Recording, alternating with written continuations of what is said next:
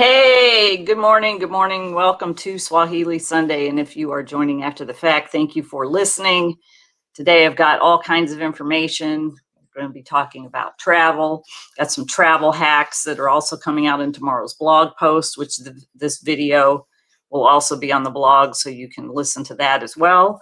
But I am very cash today. I'm wearing my Harley shirt. I'll show you this shirt. It's kind of cool, that I got in Vancouver when I did ride my Harley from Los Angeles up to Vancouver to enter in 2017 to speak at the, well, it wasn't speaking, I was on a panel, so I was speaking at the Toastmasters International Convention. And my friend and assistant at the time, Shannon, came. She drove the car because I couldn't very well take all of my speaking stuff as well as motorcycle stuff. So I rode to Vancouver on my Harley and took a few days and stopped off to see friends along the way. It was a great trip, except coming back was kind of rough. I remember so we came back and we stayed up in Northern California in Trinity County. And then we came back to, where did we come back to? Oh, hey, Carl, you got a Harley shirt on today too. By the way, my Harley has not been operational for those of you who don't know and you're listening and hearing this for the first time. Yes, I am a Harley rider and I have been riding Harley since 1996.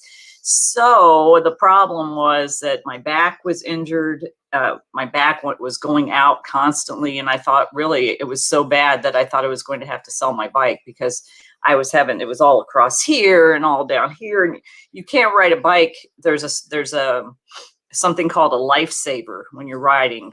A lifesaver is looking over your shoulder to see oncoming traffic behind you, either side, before you change lanes. So you can see somebody there. And then, oh, you got an Ultra. How nice. I've got a 98 Softail Custom still. I'll talk about that in a second. But the lifesaver move is so, and especially I live in Southern California. It's crazy here. You have to move, or if you're splitting lanes or whatever, you have to be able to look. And everything was in so much pain and so inflamed and for so long that I thought I was going to have to sell my bike. So my bike sat there and it sat there and it sat there. And by the way, on that trip, oh gosh, let me share this story. On that trip, we were coming back from Vancouver and I was in Seattle, and Seattle's a little bit of a crazy place to ride as well. And you can't split lanes there. You can split lanes in Southern California. If you don't know what lane splitting is, it's where the motorcycle goes in between the cars. And yes, I do that here in SoCal. It helps with traffic flow. And it just so happened it probably saved my life up in Seattle. And I'm riding along and I'm there, and there's a big truck. There's a huge, like giant, it wasn't an 18-wheeler, like a big diesel truck, dually, I think it was. It was a big truck. And I'm riding and I'm looking, and this guy's coming in my lane right over on top of me. It's like he looked right at me and didn't see me, which happens a lot with motorcycles. And he came over right on top of me. Well, I did a lifesaver. I looked over here in this lane, and this lane's full of cars. I can't move over. So my quick thinking, I just split the lane. I went in between, and the guy came over on me, and then there I was. And I didn't go over in this lane because I couldn't, because there was a car right there. So there's two cars and I'm in between. And that quick thinking, instead of jerking over into the other lane, which I would have jerked right into another car, basically, I think saved my life. Then my angels I always pray before I get on my bike and pray that the angels go with me and that God goes with me to keep me safe. And I always visualize like an angel sitting on the back and one hanging off the bike. And that quick thinking saved my life. Actually, a guy in the car behind the one that I moved over next to, drove up, and as he goes by me really slow, he's like, because from his perspective, he saw a disaster waiting to happen. And thankfully that didn't happen. But then coming further down, I forgot I had been up in Vancouver, where it was nice and cool, and Washington State and Oregon, and it wasn't too hot. And then even in Northern California, well, I didn't think of what time of day we were hitting the 5 freeway and rolling into Sacramento, and it was 100 and something degrees. And I wear gear. I'm not this kind of person that, oh, it's hot, I'm going to take my jacket off. I wear gear because I want to be safe. And I'm roasting, and I ride with a Camelback, so I'm sipping water. But we stopped, and I split lanes and stopped at a gas station.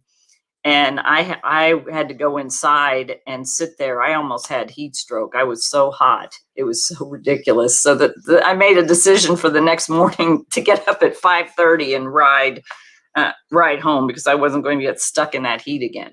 Anyway, that I kind of digressed. Anyway, the reason I talked about that. Why am I talking about my Harley? I'm talking about my Harley because my Harley's been sitting. So after the back situation, then we went into COVID, and nobody was going anywhere. Nobody was doing anything. And then when I'm about ready to send it to get it repaired, I fell and broke my wrist and hurt my knee. So that delayed it several more months. So it went on a flatbed with AAA yesterday over to Motorcycle Michael's in Gardena. If you're in the SoCal area, he's been working on my bike since I moved here in 2003. And the only shop I trust. And I'm happy to say he's hanging in. He's still in business. So if you have a Harley and you're in SoCal, go give him a look-see, because he does good work. And yeah, Central Valley, yeah, it was brutal with the heat, Carl. Oh my gosh, let me tell you. Anyway, so he's going to look. I mean, I'm sure it needs new tires, and it needs probably spark plugs, maybe even a carburetor, because it's been sitting so long, and all the fluids changed, and the gaskets, and maybe even the brakes. I don't know. He's going to evaluate it to see if it's even worth repairing it. So I don't know. We'll see what happens. But I am now at the point where I can get on a bike and ride, and I'm really excited about that. So I'll be tooling around this summer, either on my bike or I'll rent one from Eagle Rider and tool around somewhere. And it is a little dodgy here in SoCal, but, I'll deal with that. Anyway, we're going to talk about travel today, which is our Swahili word of the day, is the Swahili word for travel, which is kusafiri. Kusafiri, and I want to say safari because safari is sort of like a travel, but kusafiri means travel in Swahili. And I'll get to that in a minute. You may have seen on the post about today, there were a few headlines, and I wanted to talk about some of those. One of them being Kenya just named its first Chief Justice to their Supreme Court as Chief Justice. She was sworn in on May 21st. Her name is Martha Koome, and she she graduated from the University of Nairobi with a law degree and has done many land-breaking type of things. So this is a first, because it's the first time a woman's been appointed to the Supreme Court, which is kind of cool. She grew up in Meru, which her family were peasant farmers. There were 18 children to 2 mothers, so she had a lot of siblings. And one of the things she's noted for is, she's married with 3 kids. One of the things she's noted for is fighting for gender rights. She had a role in drafting the 2010 Constitution, in which basically outlawed gender discrimination. The previous Constitution, from what I read, actually discriminated against women. You couldn't confer citizenship, child marriage was allowed, and female genital mutilation was allowed, according to the previous Constitution. So she fought to get all those things removed, and is continually fighting for women's rights, for equality for women, and she's had a lot of success with that. One of the things she was asked on how she would deal with her fellow Supreme Court justices if there were friction, she said, food helps people talk nicely. And there's a lot of truth to that. If you want to build some solid relationships, go break bread with somebody. Go have a discussion over a meal. I used to have my connection dinners way back when we could still have dinners. And I possibly may start that up again. And as we're starting to be able to gather again, but we would have connection dinners. Then I started doing my tea with a purpose. There's always a great way to build a connection and a relationship when it's around food, breaking bread together, having a meal together. So she has a good point there. Another thing that's going on in Kenya for the first time ever is they are doing the National Wildlife Census. And it's going to run through July. And rangers, researchers, and community members are going to count animals by helicopter. And they're looking at taking this census to see what species are in danger and maybe do some things to help those species. I think there's a species of antelope that there's only 100 left in Kenya. And I know white rhinos are pretty rare to see. And then there is also a statistic that the giraffe population has decreased by 40% over the last 3 decades. So they're looking to see what they can do to probably help those species that are endangered. And poaching also has been a problem in Kenya. And one of the things they noted, tourism accounts for about almost 9% of Kenya's gross domestic product. It's the second revenue source in Kenya for foreign currency. And obviously the pandemic has really affected that. But now that things are starting to open up, which is why I'm talking about travel today, and I'll talk about travel next week, as things are starting to open up, hopefully their travel funding will start to increase. But the one thing they noted over the last year that no rhinos had been poached. So the poachers potentially come from people who are traveling in. And it's sad that poaching still happens. I know elephants were poached often for their tusks. I think rhinos are poached for their tusk as well. There's supposed to be some thing about the tusk that makes it desirable or whatever. So they kill the poor animal for that. And hopefully they'll be able to get a handle on that and stop that from occurring. It hasn't occurred, obviously, because there's been nobody moving around to do any hunting or poaching. Another thing that I noticed on the headlines was Kenya's suspended flights to Somalia for 3 months. And there's not been a reason about that given. Some of that is there's a lot of tensions between Somalia and Kenya on the border. There's a lot of meddling going on back and forth, and there's been a lot of discussions. And so the Somalia side is kind of confused as to why Kenya suspended the flights, and Kenya says it's a government decision. So those are a few of the things going on in Kenya. And there was another headline about kids getting polio vaccines. And polio has been something that spreads throughout Kenya as early as a few years ago. They had a polio outbreak. So for children to be able to get the polio vaccine, that will help alleviate that. Actually, one of the mamas, Shosho means grandma. So there's a Shosho there that we have visited in the past that had polio as a kid, and she gets around in a wheelchair. She gets around actually by just her arms. And she is one of the happiest people I know. She's always smiling and joyful, despite the fact that she has that disability. She doesn't let it stop her, which is kind of cool. So those are a few headlines going on in Kenya and here in the US with me and my Harley. Now I wanted to share some travel hacks. Tomorrow's blog post is going to be about this as well. And then I'm going to do a little bit about that next week. Why am I talking about that? Because I'm looking at when I can go to Kenya for one, and thinking about some of the things that I do or have done that have made my trips easy when it's a longer trip.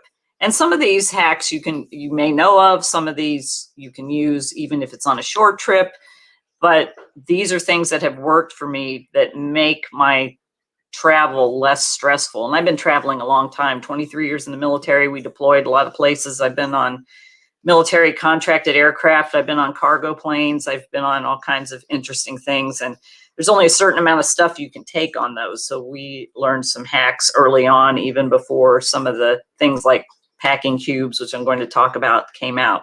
So the first hack that I always tell people about is if you're going on a long trip where you're stopping over somewhere. So for instance, we'll use Kenya as an example. When I go to Kenya, I fly out of LAX.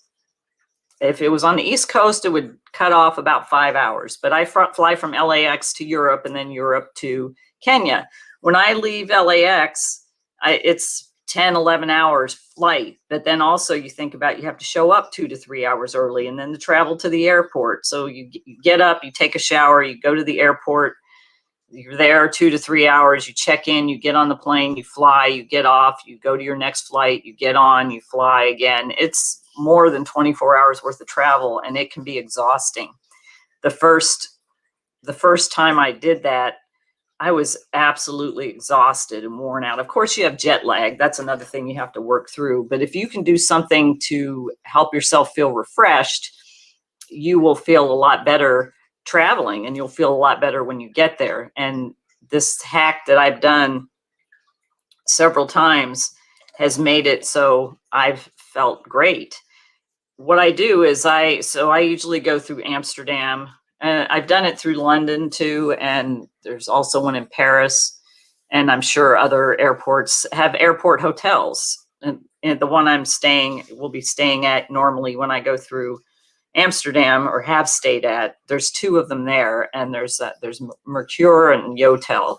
Yotel rents things by the hour, and Mercure does it on a nightly basis. They don't do things hourly, but you can rent a shower there. So I will go, and especially now, because you still have to wear masks, and I don't know how long that will be. So I'm planning on, okay, if I have to wear a mask on a plane, so I'll have to wear a mask in the airport, a mask on the plane. That's, I don't know, 15 hours with a mask on. And then what, I'm going to sit in the airport for several hours and then wear a mask the rest of the way. What I do is I get an in-airport hotel. It's called the one I usually go to is Yotel. So I'll get an in-airport hotel, so I can usually relax, take a shower, chill out, get out of the hustle and bustle of the airport, and then go hop on the next flight. So I purposely book 4 or more hours in order to be able to do that. Now, I have an American Express Business Platinum card, and then I also have another card for travel that gets me into some of the airport lounges. If you don't want to do that, or you're in an airport that doesn't have an in-airport hotel, go to one of the lounges. There's still people around or whatever, but it gets you out of the hustle and bustle, and most of them have showers. So the key thing is to take a shower and refresh yourself, because you think about it, you fly all the way there, and if you're like me, you're hauling luggage and you've probably broken a sweat, so you feel dirty, and maybe you could brush your teeth in a bathroom or whatever, but it's not the same as going and taking a shower and then putting on a clean set of clothes and moving on to your next flight and going to your next destination. And I've found that when I do that, I feel so much more refreshed. The last time I went to Kenya, well, that was all messed up. The last time I went to Kenya, because I was flying through, and this is another hack. I'm going to talk about this in next week's blog post, but I was flying through, the flight was weird. Normally I go from LAX to somewhere and then somewhere to Kenya, but the best option was I wanted to see my goddaughter in the UK. So I was going through Utah, and then I was going through Utah, and then I was going to London. I had a 6.5 hour layover in London. I was going to go meet with my goddaughter, have lunch, and then come back and go into the airport club and take a shower and refresh for my next flight. That you can do that too. That's another hack I'm going to talk more about next week. But what happened was I got on the flight in LA, and while I was flying from LA to Utah, there was this huge storm in the UK, and it closed all the airports down. So all flights were canceled. So by the time I got to my gate, they're like, all flights are canceled. Thought, okay, great. So instead of waiting in the line, I got on the phone and found out that I was rebooked on a flight. And if I wanted to, they were letting people get their luggage, but this is another hack. Pack an extra set of clothes. Pack an extra set of clothes. Obviously, if you're going an hour, like if I'm flying up to Sacramento, I'm not going to pack an extra set of clothes. But if I'm flying anywhere across the US or internationally, I'm packing an extra set of clothes, and I'm packing some toiletries. Like I have some facial wipes and a little thing of moisturizer, toothbrush, toothpaste, all those things I pack in my carry-on in case something like what I'm talking about happens. I get to Utah. Oh, great. You have to stay the night. And then I'm looking at other options. Can I go? Because if I had found that out when I was in LA, it's easy to switch a flight in LA and get a flight out to go somewhere internationally. There's dozens of flights that leave internationally every day out of LAX. But because I was in Utah, there was no chance of that. I even looked at, okay, what if I flew back to LAX? Could I then catch a flight and go? But it wasn't worth it. So I ended up, instead of waiting in the line, I called and it's like, okay, here's the flight we've put you on. Is that okay? Yeah, that's a good flight. Bam. Went to the Delta Sky Lounge because I had have priority in there. They gave me a little toiletry pack anyway. So that was an extra thing to have, which I already had toiletries. But they gave some hotel suggestions and helped with where to go get transportation to the hotel. So I did that, stayed overnight. Unfortunately, I could not go to London, but I went through Amsterdam. I had a 4-hour layover. I ended up going and getting the in-airport hotel and taking a shower and relaxing. I actually had a cold and I wasn't feeling that great anyway. So being out of the hustle and bustle of the airport really helped. So those are some things you want to consider with that. And we'll talk about, so you know, not waiting in line, picking up the phone and call, do the in-airport hotel. Another hack, a lot of people, especially in Southern California or other warm states like Florida, Texas, Arizona, may wear sandals when they get on the flight. Well, if you go through and your shoes alarm, or they're going to make you take off your shoes, you're going to walk on that nasty floor that everybody and their brother's been walking on, no telling where they came from. Take a pair of socks. I call these TSA socks. Actually, I started out with these, and I'll tell the story about this. These are my little fuzzy socks that I use to, I'm not walking on that nasty floor. So I walk up and they're like, oh, you don't have to take your shoes off. And I said, my shoes are going to alarm. I've been through this before. No, you can't take your shoes off. I'm like, okay, that doesn't make any sense. I said, okay. So I grab my socks and they're like, what's that? I'm like, that's my socks. You can't take those through. I'm like, okay, when my shoes alarm, I'm not walking on this nasty floor. I know my shoes are going to alarm. You're telling me I can't take my shoes off, so I'm prepared. Well, you can't do that. Well, what can I do? Because I'm not walking on that nasty floor. Well, put it in. So they gave me a little bin to stick it in. I walk through, the place alarms. Okay, so I go back, I put on my socks. Well, these are kind of big and bulky. So now my option is I take these. These are little anklets. They have them for men and women. These are little anklets. They're so tiny that you can, if you have a pocket, you could stick them in, or if you have a shirt, you know, I'm just going to stick them in there. And it looks like I don't have anything because my shoes are going to alarm. I know which pairs of shoes alarm when I go through. I've traveled enough. I've traveled so much for speaking, and I know, okay, I'm wearing these shoes. Most of my shoes have some kind of metal in them that alarm. So it's not a matter of, oh, okay, these shoes won't, so wear those. I'm just prepared. So that's a little travel hack, so you don't have to walk on that nasty floor. If you're wearing sandals or heels or flip-flops or something where you're going to have to take the shoes off, have a little thin pair of socks that you can put in somewhere in a pocket, even slide it in your waistband. So when they make you take your shoes off, you can just stick these on your feet and walk right through, and you're not picking up anything, who knows what, on your feet. So that's a way to protect when you're going through the airport. Like, I like my fuzzy socks, but based on that last interaction, I'm like, okay, I have to negotiate a different way. So I have these little bitty socks. So those are good. Also, I take these when I go on on long flights, because I'm going to talk about this next week as well. I take these little slippers. They have these are for the flight. I'll put these on my feet, so if I have my shoes off and I can get up and walk around, but that's just another option. All right, so packing cubes and rolling your clothes. Packing cubes has become all the rage. You may have these already.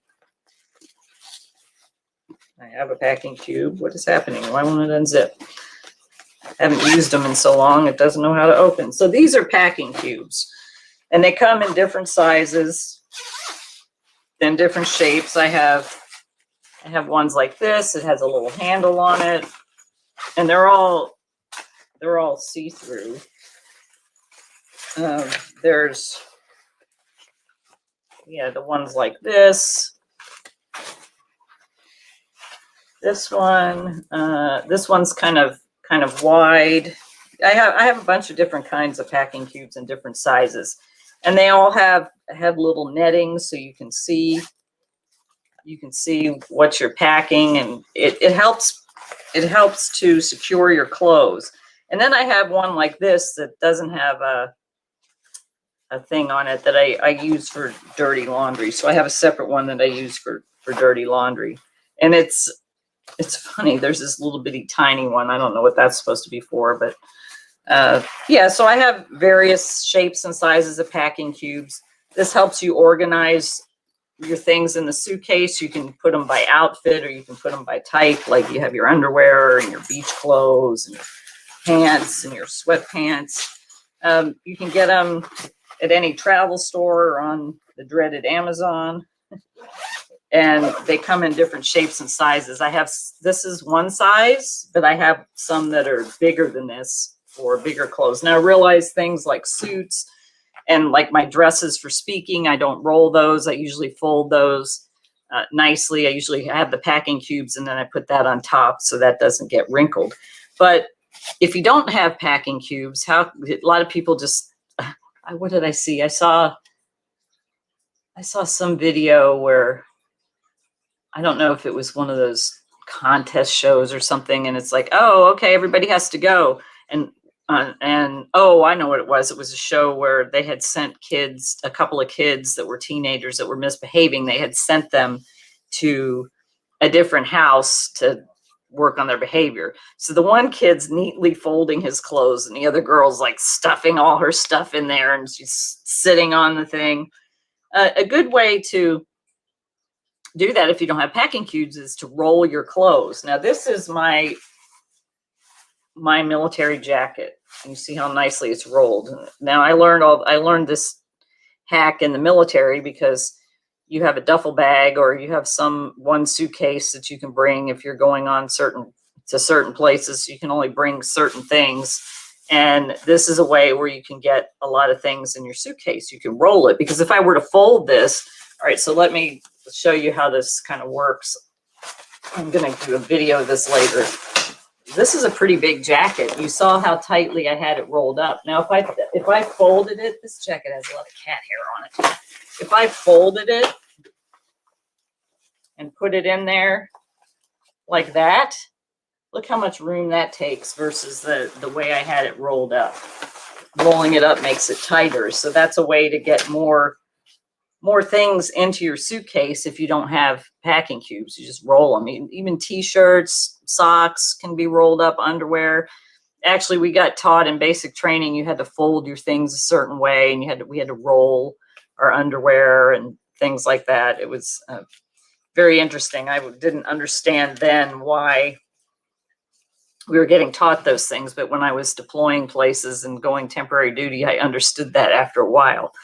So those are some things that you can do. I will have a video later of me rolling this up so you can see how it's done if you don't know how to do it. A lot of people already know that, but for those of you who don't, I will have a video on the blog. The blog will be going up later tonight or tomorrow that'll have this hack on it on how to do this, so you can see. You learn right, Carl. You learn folding skills in boot camp. I learned folding skills in boot camp. We had to place there. Everything had to be So I had a drawer. We had drawers, and we had like a little locker. Your shoes had to be lined up under the bed, and your clothes had to be spaced a certain way in the locker, and you had to have them hang a certain way, and everything had to be folded a certain way in the drawer. And they would come and inspect, and if it wasn't that, they'd get the measure out. If it wasn't that way, you got written up, and you didn't want to do that. So even the bed, you had to learn. I knew how to do hospital corners, but a lot of people didn't know how to do hospital corners on their bed in basic training. So I'm running around teaching everybody how to do hospital corners. That's something that my mother actually taught me when I was a little girl, how to do hospital corners. So that came in handy. But that was really a challenge for a lot of people. And something like this may be a challenge too. So I'm going to do a little video to show you how to do it, so you'll be able to have that travel hack down. So I'd love to hear in the comments if you have a plan to go somewhere. Yeah, Carl, I see it's like I'm still good at it too. And I learned a lot of those skills like in 1980, a long time ago, when I joined the military. So that stuff stayed with me, and I still use it today. They drill it into you. That's why it's called boot camp. They drill. You got a drill sergeant drilling it into you. But yeah. So, 4 trips this year. Awesome sauce. Well, one of my trips is definitely going to be Kenya, and I'm praying I'll get to take a little short motorcycle hop somewhere. I'm going to Texas for a conference, I think in August, and no telling what else, but prayerfully I'll be able to get back on a bike real soon myself. I'd love to be able to. My bike is a little bit rough. If I was going to take a trip, I would rent one, because I've got a 98 Softail. It's not counterbalanced. It doesn't have the comfort of a touring bike, and it kind of beats me to death on a long trip. So after my trip to Vancouver in 2017, I'm like, yeah, okay, I'm not doing long trips on this bike anymore. This is for short around Southern California, over Ortega Highway and other places like that. Anyway, so if anybody else has a trip planned, I'd love to hear about it. Also, on the blog when I post that, love to hear your travel hacks as well. And oh, I didn't say why I was so cash today. I'm going to go work in my garden sanctuary. My grapevine is overpowering, and my grapevine is overpowering, and I love it, but I need to cut it back. So whenever the bunches of grapes grow out, it won't be trying to put energy to all of those vines that don't have any grapes on them. So looking forward to having lots of Thompson seedless grapes this year. Oh, cool. You're going to South, your son's graduating from Navy Nuke School. Awesome. And then Tahoe, NorCal, and 10 days in Maui. Oh my gosh. I'd love to ride the Hana Highway there. That would be the best ride ever in Maui. So that sounds great. Well, everybody, that is it for today. I am going to sign off, and hopefully you'll be able to check the blog. I think that I have to do that video, and then I'm going to post it later this evening for tomorrow. Usually I release it on Monday, but I'll probably release it tonight. It'll have all these travel hacks with photos as well. So you can hack. Oh my gosh, Carl, you're making me jealous. You're renting a Harley in Maui. Ride the Hana Highway. That I've driven on the Hana Highway, and I remember driving on there, and I just kept thinking, oh my gosh, this would be the best Harley ride ever in a million years. So enjoy that. I'd love to see photos of that for sure. All right, well, I have to go play in my garden. We'll have to go run some errands first, play in my garden, and play with our Maligator, Gracie. That's what somebody gave me that name, Maligator. She's a Malinois Shepherd, and so she's called the Maligator. All right. I hope you all have a great Sunday, and I will see you soon. Naku Panda.